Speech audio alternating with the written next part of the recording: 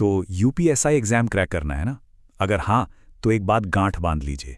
मूल विधि सेक्शन को हल्के में लेने की गलती मतलब बिल्कुल नहीं करनी है। ये जो स्क्रीन पर नंबर दिख रहा है 100, ये सिर्फ 100 नहीं है, ये वो 100 नंबर हैं जो ये तय करेंगे कि वर्दी पर सितारे चमकेंगे या फिर सपना बस सपना रह जाएगा। यकीन मानिए, यही वो सेक्शन है जो या तो आपको मेरिट लिस्ट में ऊपर ले जाएगा या फिर बहुत नीचे। तो आज हम मूल विधि के उन्हीं एक्ट्स की पढ़ते खोलेंगे, उन्हें डिकोड करेंगे जो एग्जाम में बार बार पूछे जाते हैं, और हाँ, जिन्हें आप छोड़ने का रिस्क मतलब ले ही नहीं सकते। तो एक नज़र डालते हैं आज के हमारे रोड मैप पे। हम शुरू करेंगे मूल विधि की जड़ यानी संवैधानिक आधार से। फिर महिलाओं और बच्चों की सुरक्षा से जुड़े कानूनों को देखेंगे, आरटीआई, ट्रैफिक रूल्स, और हाँ, भारत का जो बिल्कुल नया क्रिमिनल कोड है उसे भी समझेंगे। और आखिर में एक जबरदस्त क्विक रिवीजन तो बनता ही है। तो चलिए शुरू करते हैं। सबसे पहले अपनी नींव मजबूत करते हैं, समझते हैं मूल विधि की जड़, इसका संवैधानिक आधार। देखिए, हमारे संविधान के जो आर्टिकल्स 12 से 35 है ना, यानी हमारे मौलिक अधिकार, यही वो बुनियाद है जिस पर मूल विधि की पूरी इमारत खड़ी है। और ये जो रिट्स हैं, जैसे हेबियस कॉर्पस, मैंडेमस, इनको एक पुलिस ऑफिसर के लिए सुपर पावर्स की तरह समझिए। यही वो शक्तियां हैं जो आम इंसान के अधिकारों की रक्षा करती हैं। तो संविधान हमें अधिकार तो देता है, लेकिन समाज के कुछ सबसे संवेदनशील हिस्सों को खास सुरक्षा की भी जरूरत होती है। तो अब हम बात करेंगे उन्हीं कानूनों की, और इन्हें एक सब इंस्पेक्टर के नजरिए से समझने की कोशिश करेंगे। एक बात हमेशा याद रखिए, कानून कभी एक जगह रुका नहीं रहता, वो समाज के साथ साथ बदलता है, बेहतर होता है। इसका सबसे अच्छा उदाहरण है बाल विवाह का कानून। जरा सोचिए, 1929 का शारदा एक्ट, जब शादी की उम्र बहुत कम थी, वहां से लेकर 2006 के इस मजबूत कानून तक का जो सफर है ना, यही हमें बताता है कि आज का ये एक्ट इतना जरूरी क्यों है और एग्जाम में इससे सवाल क्यों बनते ही बनते हैं। अच्छा, एग्जाम में ये सेक्शन नंबर याद रखने में बड़ी दिक्कत होती है, सही कहा ना? तो चलिए एक जुगाड़ बताता हूं। मान लीजिए किसी का अपहरण करके या धोखे से शादी करा दी गई, तो वो शादी मानी ही नहीं जाएगी, मतलब शून्य होगी। ये कहती है धारा 12। अब याद कैसे रखें? बस ये लाइन याद रखिए, अपहरण करके बोरा में ले गए, बोरा 12, है ना सिंपल। अब बात करते हैं डोमेस्टिक वायलेंस एक्ट 2005 की। देखिए, जैसे ही हम ये शब्द सुनते हैं ना, हमारे दिमाग में क्या आता है? मारपीट, फिजिकल अब्यूज, राइट? पर कानून की नज़र में इसका दायरा बहुत बहुत बड़ा है। इसमें मानसिक प्रताड़ना, इमोशनल टॉर्चर और यहाँ तक कि आर्थिक शोषण भी शामिल है। और जब आप फील्ड पर होंगे तो आपको इन सभी संकेतों को पहचानना होगा।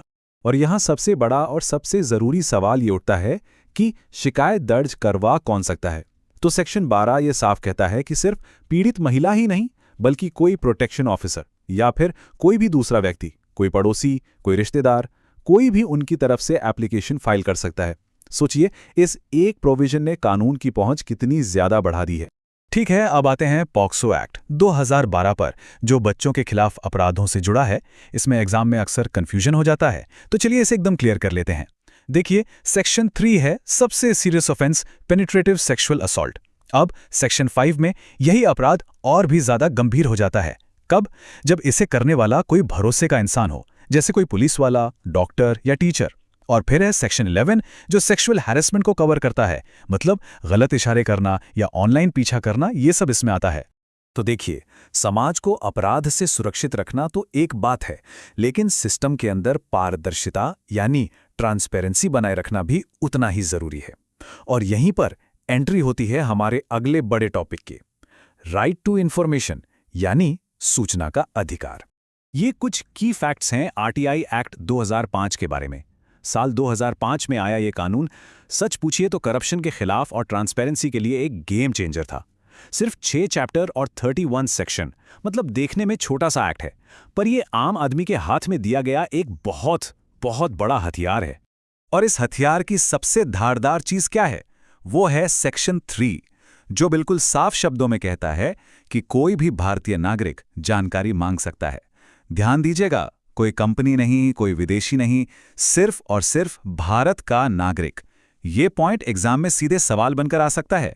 चलिए अब उस कानून की बात करते हैं जिससे एक सब इंस्पेक्टर का पाला लगभग रोज ही पड़ता है सड़कों पर।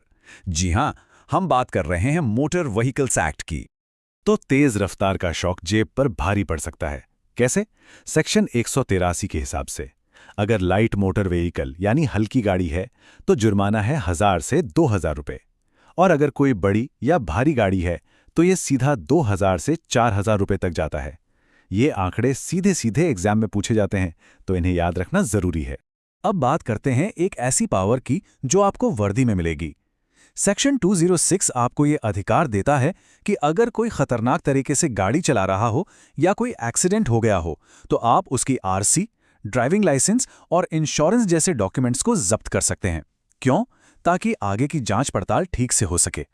और अब हम आ गए हैं मूल विधि के सबसे बड़े, सबसे हालिया अपडेट पर। एक ऐसा बदलाव जिसने भारत के क्रिमिनल लॉ का चेहरा ही बदल दिया है। जी, हम बात कर रहे हैं आईपीसी से बीएनएस तक के इस सफर की, जो आपके एग्जाम के लिए मतलब सुपर इंपॉर्टेंट है। तो अब आईपीसी इतिहास बन चुकी है, उसकी जगह ले ली है भारतीय न्याय संहिता यानी बीएनएस ने। अब एग्जाम के लिहाज से इसमें क्या जरूरी है? पहली बात, बीएनएस में अब 358 धाराएं हैं। दूसरी बात, ऑर्गेनाइज्ड क्राइम और आतंकवाद जैसे अपराधों को पहली बार इसमें डिफाइन किया गया है। तीसरी, छोटे मोटे अपराधों के लिए कम्युनिटी सर्विस जैसी एक नई सजा का कॉन्सेप्ट आया है। और चौथी और बहुत जरूरी बात, जीरो एफआईआर के कॉन्सेप्ट को और भी मजबूत किया गया है। चलिए, तो अब सब कुछ खत्म करने से पहले एक last minute rapid fire revision हो जाए, वो सबसे जरूरी सेक्शंस जो दिमाग में छपे होने चाहिए। आरटीआई एक्ट का सेक्शन 3 क्या है? हर भारतीय नागरिक का अधिकार। डोमेस्टिक वायलेंस एक्ट का सेक्शन 12 शिकायत कौन कर सकता है ये बताता है। मोटर व्हीकल एक्ट का सेक्शन 183 तेज रफ्तार का जुर्माना। सोचिए, एक ऐसा कानून जो 160 सालों से भी ज्यादा वक्त तक भारत के क्रिमिनल जस्टिस सिस्टम की पहचान रहा, भारतीय दंड संहिता यानी कि आईपीसी। लेकिन अब इसमें एक बहुत बहुत बड़ा बदलाव आ चुका है। और यही सवाल आज सबसे अहम है, खासकर उन सभी के लिए जो यूपीपी और यूपीएससी जैसे एग्जाम्स की तैयारी कर रहे हैं, क्योंकि ये बदलाव सिर्फ कानून की किताबों में नहीं बल्कि आने वाले कल की परीक्षाओं और हमारी पूरी न्याय व्यवस्था में दिखने वाला है। तो चलिए इस पूरे सफर को एक साथ समझते हैं, पुराने कानून से लेकर इस नए दौर तक की पूरी कहानी। हम देखेंगे कि आखिर बदला क्या है और इसका हम सब पर असर क्या पड़ने वाला है।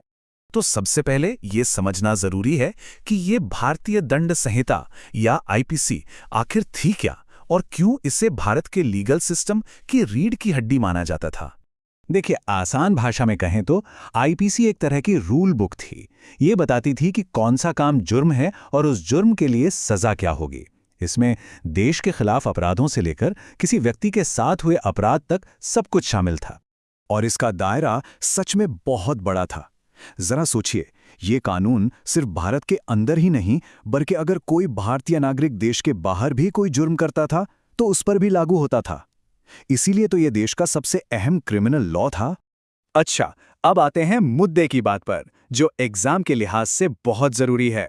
चलिए आईपीसी की कुछ सबसे जरूरी धाराओं को देखते हैं और हाँ, उन्हें याद रखने के लिए कुछ मजेदार ट्रिक्स भी आजमाते हैं। ये एक बहुत ही जरूरी कॉन्सेप्ट है, कॉमन इंटेंशन।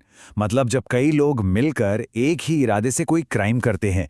ये प्रतियोगी परीक्षाओं में अक्सर पूछा जाता है और ये बताता है कि कैसे एक ग्रुप में किए गए जुर्म के लिए सभी लोग बराबर के जिम्मेदार होते हैं। अब इसे याद रखने का एक बड़ा ही मजेदार तरीका है। चींटियों को सोचिए, जैसे सारी चींटियां एक साथ एक ही इरादे से चीनी का दाना उठाकर ले जाती हैं, ठीक वैसे ही धारा 34 में लोग एक कॉमन इंटेंशन से अपराध करते हैं, सब एक टीम की तरह। और चींटी से 34 याद रहेगा ना। और ये तो शायद आईपीसी की सबसे मशहूर धाराओं में से एक है, धारा 302, जो सीधे सीधे हत्या यानी मर्डर की सजा के बारे में बताती है। ये टेबल इसे और भी आसान बना देती है। देखिए, हत्या एक गैर जमानती अपराध है, मतलब इसमें बेल मिलना बहुत मुश्किल है। और ये संघेर भी है, जिसका मतलब है कि पुलिस बिना किसी वारंट के गिरफ्तार कर सकती है। जाहिर है, ये एक बहुत ही गंभीर अपराध है। तो अब तक हमने पुराने कानून को समझा।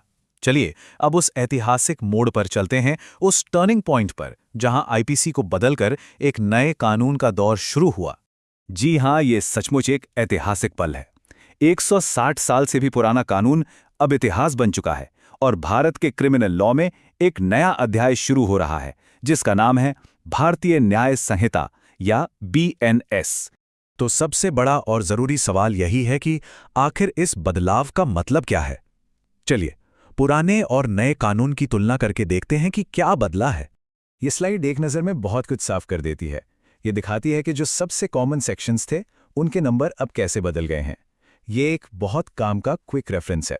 यहाँ आप सीधे सीधे देख सकते हैं जो अपराध पहले आईपीसी की धारा 302 यानी हत्या के तहत आता था वो अब बीएनएस की धारा 103 के तहत आएगा। ठीक वैसे ही चोरी के लिए 379 की जगह अब 303 और धोखाधड़ी यानी 420 की जगह अब धारा 318 है। ये समझना एग्जाम्स के लिए बहुत ज़रूरी है। लेकिन रुकिए, बात सिर्फ नंबर बदलने की नहीं है। BNS में एक और बहुत बड़ा और स्मार्ट बदलाव किया गया है। कई पुरानी धाराओं को मिलाकर एक कर दिया गया है ताकि चीजें आसान हो जाएं। और इसका सबसे अच्छा उदाहरण है जाली नोटों से जुड़ा कानून। पहले आईपीसी में इसके लिए 11 अलग अलग धाराएं थीं। जरा सोचिए, और अब BNS में सिर्फ एक धारा, धारा 179। इससे कानून कितना सरल और व्यवस्थित हो गया है ये साफ दिखता है। BNS में कुछ नई और बेहतर चीजें भी हैं, जैसे बच्चे की परिभाषा को और साफ किया गया है और सारी परिभाषाओं को एक ही जगह यानी धारा 2 में डाल दिया गया है ताकि उन्हें खोजना और समझना पहले से कहीं ज्यादा आसान हो। चलिए अब आखिर में देखते हैं कि इस बड़े बदलाव का भविष्य के लिए क्या मतलब है और हमें कौन सी बातें हमेशा याद रखनी हैं। जैसा कि IPS अनिल किशोर यादव जी ने कहा है, BNS ने परिभाषाओं को एक जगह लाकर कानून को समझना और इस्तेमाल करना आसान बना दिया है। ये एक ज्यादा ऑर्गेनाइज्ड और मॉडर्न कानूनी कोड की तरफ एक बड़ा कदम है। तो एग्जाम की तैयारी करने वालों के लिए सबसे जरूरी बातें क्या हैं? पहला, नए BNS सेक्शन नंबर याद रखें। दूसरा, ये समझे कि कैसे पुराने कानूनों को एक साथ मिलाया गया है। और तीसरा, ये हमेशा ध्यान रखें कि IPC अब खत्म हो चुका है। ये 3 नाम अब आप अपने दिमाग में एकदम पक्के कर लीजिए। जहां पहले हम IPC, CRPC और एविडेंस एक्ट पढ़ते और सुनते थे, अब उनकी जगह ले ली है भारतीय न्याय संहिता यानी BNS ने, भारतीय नागरिक सुरक्षा संहिता यानी BNSS ने और भारतीय साक्ष्य अधिनियम यानी BSA ने। और हां, 1 जुलाई 2024 से यही कानून लागू हो चुके हैं। अच्छा, अब BNS और BNSS में कंफ्यूज नहीं होना है। UPSI एस्पिरेंट्स के लिए इसे याद रखने का एक बहुत आसान तरीका है। BNS ये बताता है कि अपराध क्या है और उसकी सजा क्या है, ठीक है? और BNSS ये बताता है कि जांच कैसे होगी और मुकदमा कैसे चलेगा। मतलब एक है व्हाट और दूसरा है हाउ। सिंपल। चलिए अब जरा BNS के स्ट्रक्चर यानी इसकी बनावट को देखते हैं, क्योंकि यहां भी एक बहुत बड़ा फेरबदल हुआ है। इस कानून को पहले से कहीं ज्यादा छोटा और मॉडर्न बनाया गया है। हमारा जो पुराना IPC था ना, उसमें कुल मिला के 511 सेक्शंस थे, काफी बड़ा था। और अब नई BNS में सेक्शंस की संख्या घटाकर सिर्फ 358 कर दी गई है। सिर्फ इतना ही नहीं, चैप्टर्स भी 23 से कम करके 20 कर दिए गए हैं। मतलब साफ है, अब पढ़ना कम है, लेकिन जो पढ़ना है वो बहुत सटीक तरीके से पढ़ना है। अब जो हम देखने वाले हैं वो आपकी परीक्षा के लिए शायद इस पूरे बदलाव का सबसे जरूरी हिस्सा है। जो सेक्शंस अब तक आपको मुंह ज़बानी याद थे वो अब सब बदल चुके हैं। ये देखिए, मर्डर के लिए IPC 302 भूल जाइए, अब ये हो गया है BNS 103। रेप के लिए 375/376 अब 63/64 है। चोरी के लिए 378 की जगह अब आपको याद रखना है BNS 303। देखिए, इसका कोई शॉर्टकट नहीं है, ये नई धाराएं तो रटनी पड़ेंगी। अच्छा, बात सिर्फ पुरानी धाराओं को बदलने तक ही सीमित नहीं है। BNS में कुछ बिल्कुल नए तरह के अपराधों को भी जगह दी गई है और सजा को भी और सख्त किया गया है। मिसाल के तौर पर संगठित अपराध, जिसे हम ऑर्गेनाइज्ड क्राइम कहते हैं। पहले इसके लिए कोई एक मजबूत स्पेसिफिक कानून नहीं था, लेकिन अब BNS की धारा 111 सीधे सीधे ऐसे क्रिमिनल सिंडिकेट्स पर नकेल कसेगी जो ह्यूमन ट्रैफिकिंग, वसूली और जमीन पर कब्जा जैसे काम करते हैं। इसी तरह मॉब लिंचिंग, ये एक ऐसा अपराध का जिसकी हमारे पुराने कानून में कोई साफ परिभाषा ही नहीं थी। अब BNS की धारा 103(2) में इसे बिल्कुल साफ कर दिया गया है। अगर 5 या उससे ज्यादा लोगों की भीड़ मिलकर किसी की हत्या करती है तो उन्हें उम्र कैद से लेकर मौत तक की सजा हो सकती है। और फिर आता है हिट एंड रन का मामला। पहले क्या होता था, अपराधी अक्सर आसानी से बच निकलते थे, लेकिन अब नहीं। बीएनएस की धारा 106(2) के तहत अगर कोई ड्राइवर एक्सीडेंट करके पुलिस को सूचना दिए बिना भाग जाता है तो उसे 10 साल तक की जेल हो सकती है। इससे अब जवाबदेही तय होगी। एक बहुत ही महत्वपूर्ण और अच्छा कदम जो बीएनएस में उठाया गया है वो है महिलाओं और बच्चों के खिलाफ होने वाले अपराधों पर खास ध्यान देना। इसके लिए बाकायदा एक पूरा नया चैप्टर 5 बनाया गया है। रेप जैसे अपराधों के लिए सजा पहले से ज़्यादा सख्त की गई है और EFIR की सुविधा भी दी गई है ताकि शिकायत दर्ज कराना आसान हो। तो फिर सबसे बड़ा सवाल कि इतने सारे बदलावों के साथ UPSI 2026 की तैयारी आखिर की कैसे जाए? घबराने की बात नहीं है। चलिए एक बहुत ही असरदार स्ट्रैटेजी पर बात करते हैं। ये स्ट्रैटेजी बहुत सीधी और सरल है। बस इन 4 स्टेप्स को फॉलो करना है। स्टेप 1, अपराध को पहचानिए, मान लीजिए चोरी। स्टेप 2, उसकी नई बीएनएस धारा याद कीजिए जो है धारा 303। स्टेप 3, उसकी सजा क्या है ये पता कीजिए। और सबसे जरूरी स्टेप 4, पुराने साल के जो क्वेश्चंस हैं उन्हें नए बीएनएस के हिसाब से प्रैक्टिस कीजिए। इससे आपको पता चलेगा कि आपकी तैयारी कैसी है।